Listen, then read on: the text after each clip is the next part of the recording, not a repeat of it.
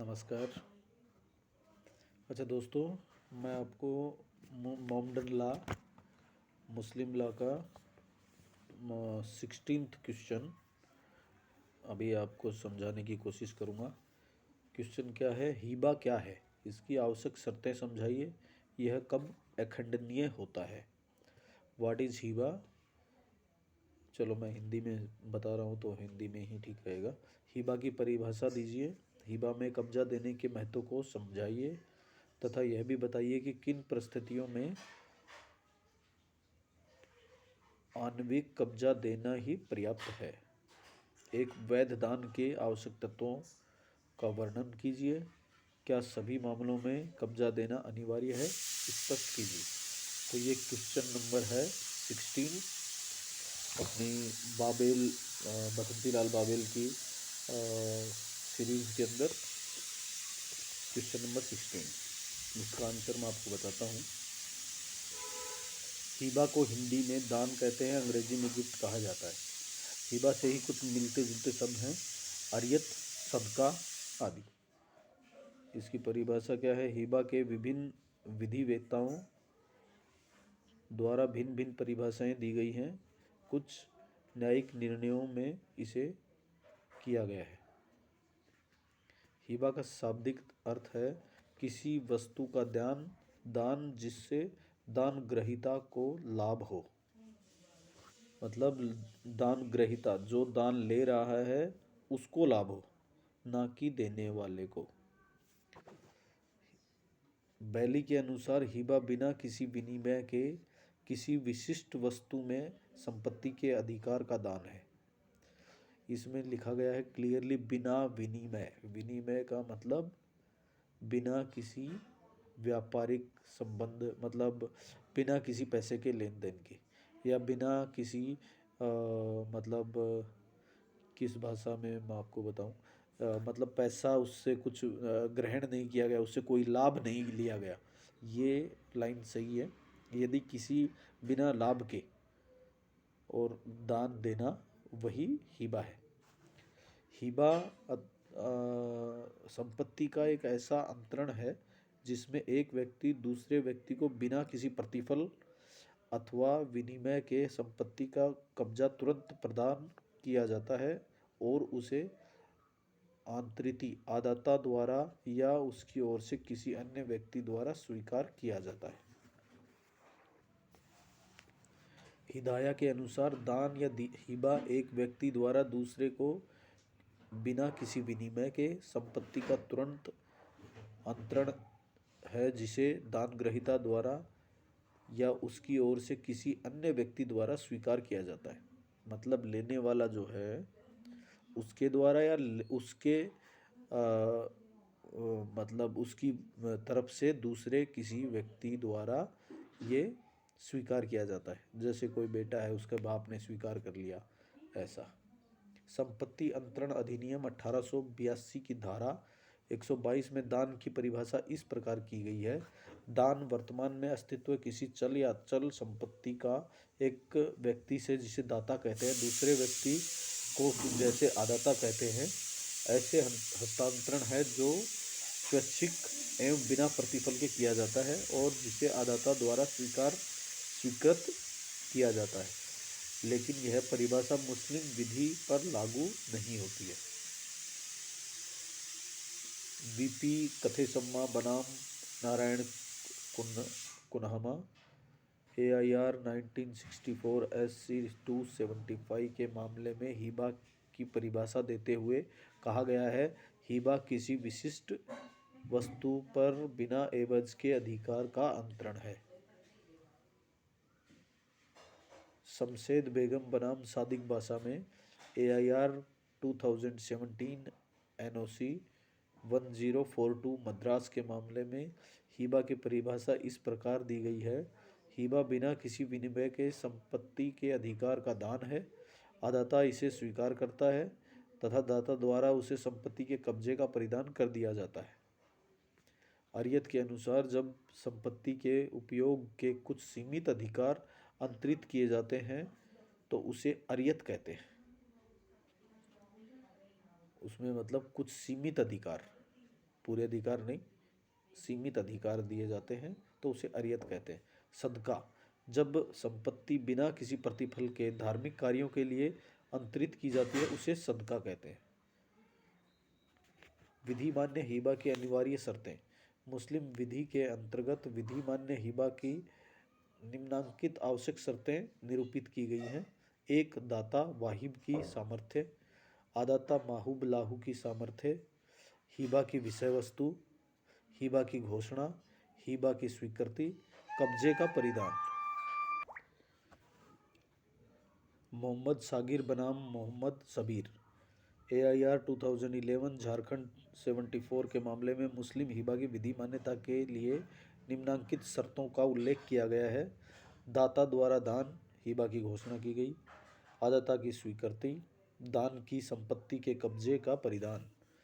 ठीक ऐसा ही मत फरीद साहेब हुसैन साहेब शरीक मसलत बनाम अहमद साहेब हुसैन साहेब शरीक मसलत, AIR 2010 बम्बई 100 के मामले में अभिव्यक्त किया गया है। इसमें कि विधि मान्य हिबा की 3 अनिवार्य शर्तें बताई गई है। हिबा की घोषणा, हिबा की स्वीकृति, संपत्ति के कब्जे का परिधान। संपत्ति के कब्जे का परिधान का मतलब ये होता है संपत्ति का जो कब्जा होता है वो सामने वाले आदाता को दे दिया गया है। मोहम्मद महमूद बनाम बेगम की AIR 2016 NOC 172 कलकत्ता के मामले में 80% संपत्ति किराए पर थी तथा शेष पर दावा एवं उसकी पत्नी का कब्जा था। मतलब जो 20% थी उस पर पत्नी का कब्जा था और उसकी का दावा था। दानदाता द्वारा पति द्वारा अपनी सारी संपत्ति अपनी पत्नी के पक्ष में दान कर दी गई। दान के पश्चात किराएदारों से किराए की वसूली दाता द्वारा की जाती थी। यह अभी निर्धारित किया गया कि पति अपनी पत्नी के प्रबंधक के रूप में कार्य कर रहा था। इसे अविधिमान्य दान नहीं माना गया। दाता की सामर्थ्य। हिबा अर्थात दान के 2 पक्षकार होते हैं, दाता और अदाता, देने वाला और लेने वाला। वस्तु का दान करने वाला दाता कहलाता है और उसका दान लेने वाला आदाता कहलाता है। हिदाया के अनुसार किसी भी वयस्क एवं स्वस्थचित्त व्यक्ति अपनी संपत्ति का हिबा कर सकता है। मतलब वो पागल नहीं हो, उसका दिमाग सही हो और अपनी स्वयं की मर्जी से कर रहा हो। दाता का वयस्क स्वस्थचित्त एवं संपत्ति का स्वामी होना आवश्यक है। दूसरे शब्दों में विधि मान्य हिबा के लिए दाता का मुसलमान होना जरूरी है, वयस्क होना जरूरी है, स्वस्थ चित्त होना जरूरी है, संपत्ति का स्वामी होना जरूरी है। सुल्तान मियाँ बनाम अजीबा खातून बीबी 1932-59 कलकत्ता 557 के मामले में यह कहा गया है, दान करते समय दाता का आशय उसके लेनदारों को धोखा देना नहीं होना चाहिए। लेनदारों का धोखा देने के आशय से किया गया दान लेनदारों की इच्छा का शून्यकरण होता है। सरदार अहमद खान बनाम जमरूद खान PLD 1950 पेशावर 45। यदि दाता दान के समय कर्जदार है तो यह उपधारणा की जा सकती है कि दाता का आशय लेनदारों को धोखा देने का रहा है। कलसुमी बीबी बनाम श्याम सुंदर लाल AIR 1936 इलाहाबाद 600। इसमें जैसा क्या है कि कोई आदमी कर्जे में है और वो अपने किसी रिश्तेदार को, अपने किसी घरेलू आदमी, घर के आदमी को वो अपना दान दे देता है, हिबा कर देता है संपत्ति का, और वो कर्जदार है, लोगों का पैसा ना चुकाना पड़े इसके आशय से, तो ये कहा गया है कि ये धोखा देने का आशय माना जाएगा। आदाता की सामर्थ्य। जिस व्यक्ति के पक्ष में दान अर्थात हिबा किया गया जाता है उसे आदाता कहते हैं। आदाता का भी दान करने के समय सक्षम होना चाहिए, लेते टाइम सक्षम होना चाहिए, अर्थात आदाता का वयस्क स्वस्थचित्त मुसलमान होना आवश्यक है। यदि कोई आदाता अवयस्क है तो उसकी ओर से उसका संरक्षक दान की संपत्ति का कब्जा प्राप्त कर सकता है। मुल्ला के अनुसार ऐसे व्यक्ति के पक्ष में किया गया दान शून्य होता है जो अभी अस्तित्व में नहीं है। हिबा की घोषणा। विधिमान्य हिबा के लिए दाता द्वारा दान के आशय की स्पष्ट घोषणा किया जाना आवश्यक है। घोषणा लिखित अथवा मौखिक कैसी भी हो सकती है, आवश्यक है आशय स्पष्ट हो।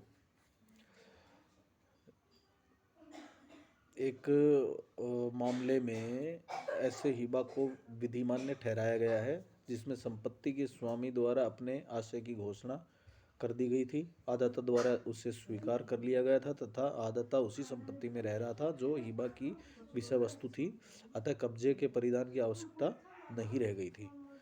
यह एक मौखिक हिबा था जो विधिमान्य हिबा की सभी आवश्यक शर्तों को पूरी करता था।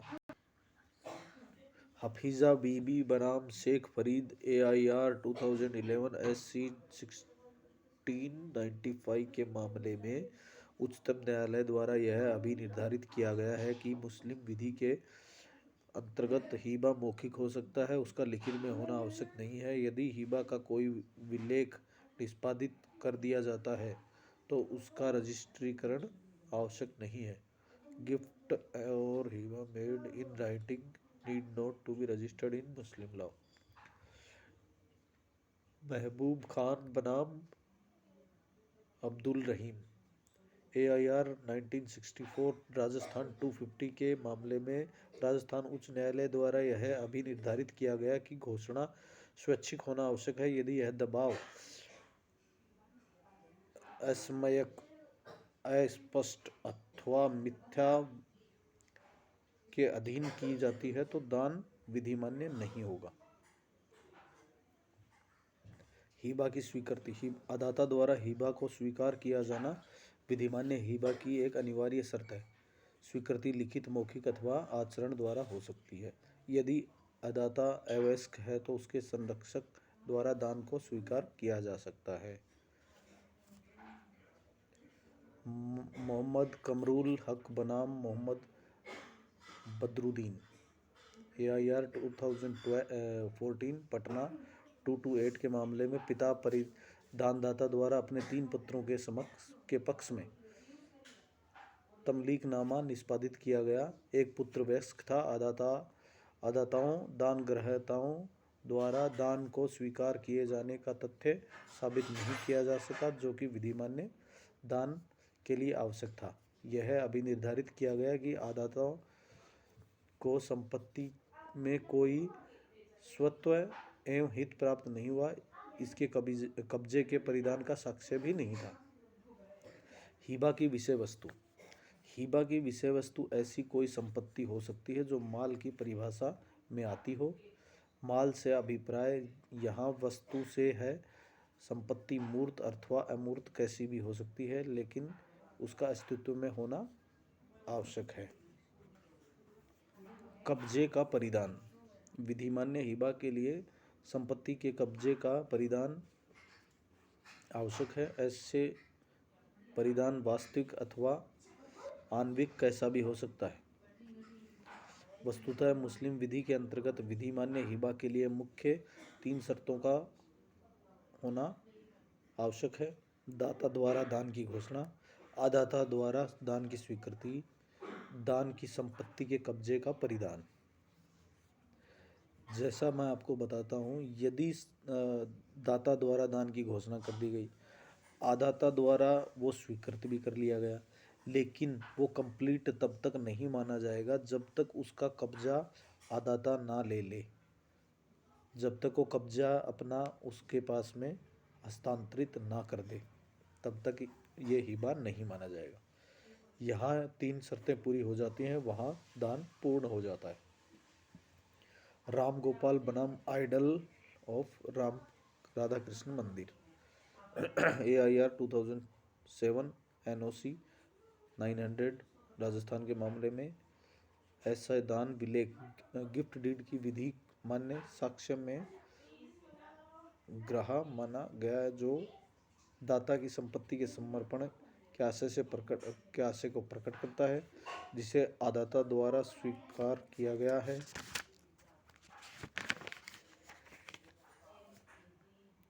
संपत्ति का कब्जा भी परिदत्त कर दिया गया है। विधिमान्य हिबा की उपरोक्त तीनों शर्तें हैं जो एक विलेख द्वारा पूरी होना प्रकट होती हैं। कब्जा दिया जाना कब अनिवार्य है? जैसा कि हम ऊपर देख चुके हैं, मुस्लिम विधि के अंतर्गत विधि मान्य हिबा के लिए कब्जे का परिधान किया जाना आवश्यक है। संपत्ति के कब्जे के परिधान के साथ ही हिबा पूर्ण हो जाता है। कब्जे का परिधान किया जाना वहाँ आवश्यक होता है जहाँ ऐसा किया जाना संभव हो। यदि दान की संपत्ति स्वयं दाता के कब्जे में है तथा दान केवल तभी पूर्ण माना जाता है जब दाता द्वारा अदाता को कब्जे का वास्तविक रूप से परिधान कर दिया जाए, अदाता उस पर काबिज हो। जैसे कोई प्लाट है तो प्लाट उसके कब्जे से उसके कब्जे में चला जाए तो हिबा माना जाएगा। निम्नलिखित परिस्थितियों में कब्जे का वास्तविक परिधान आवश्यक नहीं माना गया है: जहाँ संपत्ति किसी अन्य व्यक्ति के कब्जे में हो, जहाँ संपत्ति इस प्रकृति की हो उसका भौतिक कब्जा दिया जाना संभव नहीं हो, जहाँ अदाता पहले से ही दान की संपत्ति पर काबिज हो, जहाँ पति और पत्नी अदाता हों, जहाँ अदाता संरक्षक की अभिरक्षा में हो, दान की संपत्ति ऐसे संरक्षक के कब्जे में हो, जहाँ पिता द्वारा पुत्र के पक्ष में दान किया गया हो। आणविक परिधान: कब्जे का परिधान आणविक भी हो सकता है। आणविक परिधान वहाँ होता है जहाँ वास्तविक परिधान आवश्यक नहीं हो अथवा संभव नहीं हो। यह भी कहा जा सकता है कि जहाँ किसी कार्य अथवा आचरण से यह आभास हो जाता है कि दान की संपत्ति अदाता में निहित हो गई है, वहाँ उसे कब्जे का आणविक परिधान मान लिया जाता है।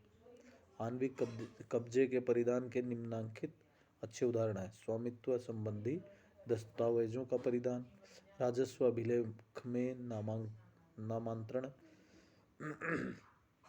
संपत्ति की चाबियों का परिधान, किराए की वसूली के अधिकार का अंतरण, वचन पत्र पर पृष्ठांकन द्वारा दान, अदाता द्वारा दान की संपत्ति के राजस्व का भुगतान किया जाना आदि आदि।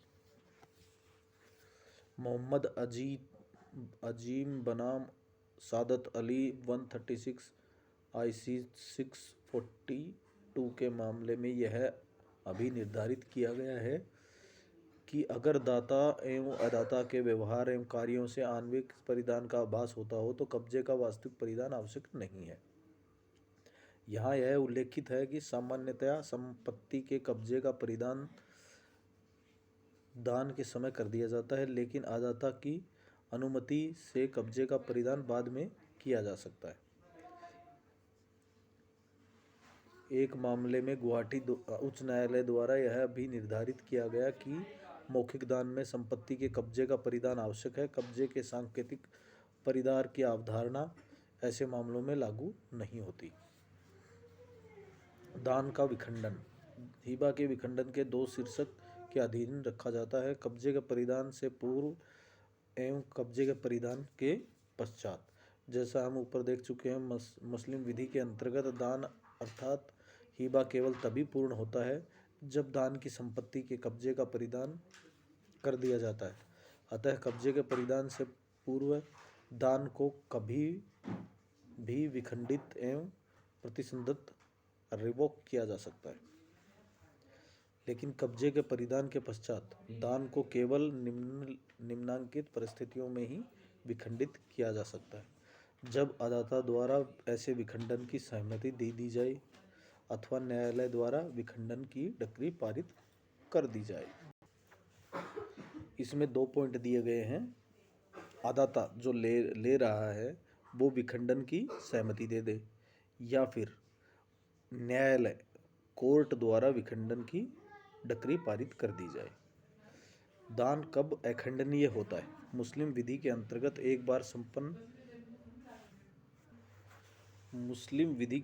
एक बार संपन्न विधि मान्य हिबा को कब्जे के परिधान के पश्चात केवल अदाता की सहमति से अथवा न्यायालय की डिक्री द्वारा ही विखंडित किया जा सकता है, लेकिन निम्नलिखित परिस्थितियों में दान हिबा को विखंडित नहीं किया जा सकता, अर्थात वह अखंडनीय होता है। जब दान पति द्वारा पत्नी को अथवा पत्नी द्वारा पति को किया जाए तो वो एक बार हो गया तो उसको विखंडित नहीं कर सकते। जब दान ऐसे व्यक्ति के पक्ष में किया गया हो जो निषिद्ध आस्तियों के भीतर आता हो, जब दाता अथवा अदाता की मृत्यु हो गई हो, दोनों में से कोई एक मर गया हो, जब दान की विषय वस्तु नष्ट हो गई हो, जब दान की विषय वस्तु आदाता द्वारा किसी अन्य व्यक्ति को आंतरित कर दी गई हो, जैसे आदाता ने थर्ड पार्टी को वो दे दी हो, जब दान की विषय वस्तु की मूल्य में वृद्धि हो गई हो, जब दान धार्मिक अथवा आध्यात्मिक प्रयोजनों के लिए किया गया हो, जब रूप परिवर्तन के कारण दान की विषय वस्तु पहचान योग्य नहीं रह गई हो, जब दाता ने दान के एवज में कुछ प्रतिफल प्राप्त कर लिया हो।